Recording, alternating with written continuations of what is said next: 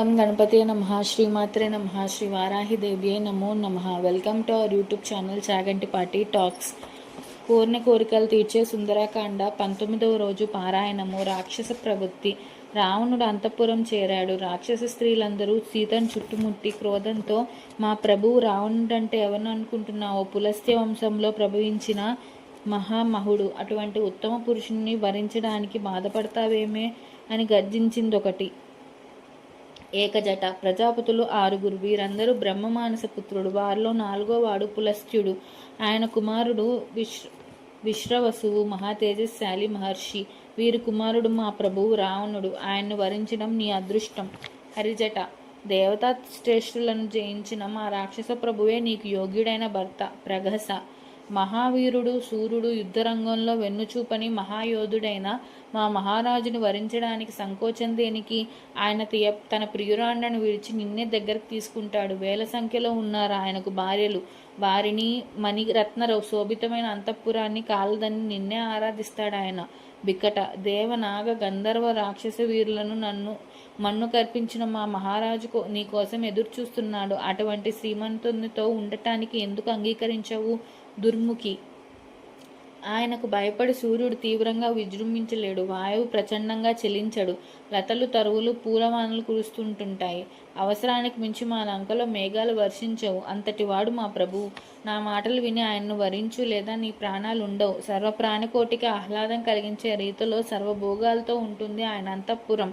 అక్కడికి వెళ్ళి హాయిగా ఉండు. నువ్వు మానవ స్త్రీవి కనుక మానవుడు భార్యవయ్యావు. కానీ ఇప్పుడు ఇంకా ఆ రాముడి మీద మనసు మార్చుకో. త్రిలోకాల్లో ఉండే సంపదలతో వెలిగే మా రాక్షస ప్రభువుతో స్వేచ్ఛగా సంచరించు. రాజ్యహీనుడు, ఎందుకు కొరగానివాడైన రాముని కోసం బాధపడుకు అని ఒక్కొక్కరే బెదిరిస్తూ బోధిస్తుంటే కన్నీట తడిసి సీత, మీ మాటలు సర్వలోకాలకు అసహ్యమైనవి. ఈ పాపకార్యానికి నా మనసులో చోటు లేదు. మీరందరూ కలిసి నన్ను కాల్చుకు తిన్నా నేను మీ మాట వినను. దీనుడైన రాజ్యహీనుడైన రాముడే నా భర్త. ఇంద్రుని వెంట సచీదేవి, వశిష్ఠులతో అరుంధతి, చంద్రుని కూడా రోహిణి, అగస్తుల వారితో లోపముద్ర, చైవ్యనునితో సుకన్య, సావిత్రి, సత్యవంతులు, శ్రీమతి, కపిలుడు, దమయంతి, సౌదాసులు, కేసిని, సగరులు, నలదమయంతులు, అలానే నేను రామునితో ఉంటాను అని నిశ్చలంగా చెప్పింది. రాక్షస వనితలకు క్రోధం రేగింది. పరిపరి విధాల పౌరుష భాషలతో వేధిస్తున్నారు. సింసుపా వృక్ష శాఖల నుండి చూస్తున్నాడు హనుమంతుడు.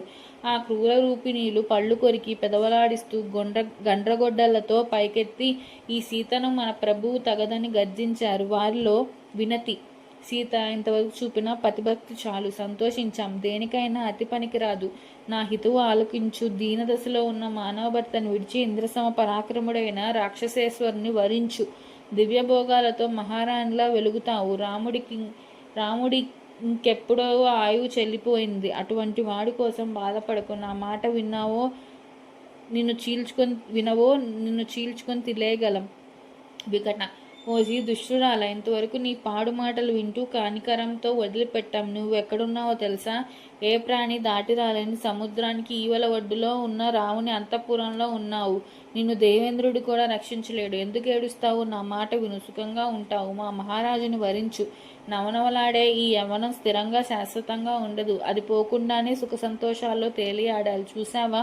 ఉద్యానవనాలు, పర్వత కాననాలు, మా ప్రభు కనసనల్లో మెలిగే 7,000 మంది కామినీ జనులు అన్నీ నీ కోసం ఇస్తాడాయన. వినిపిస్తుందా? నా మాట వినపోతే నీ గుండె చీల్చి తినేస్తా. చండోదరి. ఇదిగో ఈ శూలం చూసావా? నిన్ను చూసిన నాటి నుంచి నీ గుండె చీల్చి పేగులు చుట్టుపెట్టి తల పగలగొట్టి తినాలని నాలుక ఊరుతున్నది. ప్రకాశ. ఓ సీత, ఇంకా ఆలస్యం సహించలేను. నీ గొంతు నిలుమేస్తాను. నువ్వు చచ్చిపోయావని మహారాజుకు చెప్తే హాయిగా ఆరగించండి అని ఆజ్ఞాపిస్తాడు. అజాముఖి. దీన్ని చంపి సమంగా పంచుకుని తినాలి. ఈలోగా నంజుడికి మంచి పచ్చళ్ళు, తాగడానికి కళ్ళు కావాలి. శూర్పణఖ. నీ మాట సబుబ్బుగా ఉంది. అలా కానీ సర్వదుఃఖాలకు విరుగుడైన కళ్ళు తెప్పించండి. సుఖంగా తాగి దీని మాంసం తిని నికుంభలాదేవి దగ్గర నాట్యం చేద్దాం. ఇలా ఎవరికి తోచినట్లు వారి గర్జనలు సాగిస్తుంటే బెదిరిన హృదయంతో శోకసాగరంలో మునిగింది జానకీదేవి. 19వ రోజు పారాయణం సంపూర్ణం. Please subscribe our channel. Jai Shri Ram. Thank you.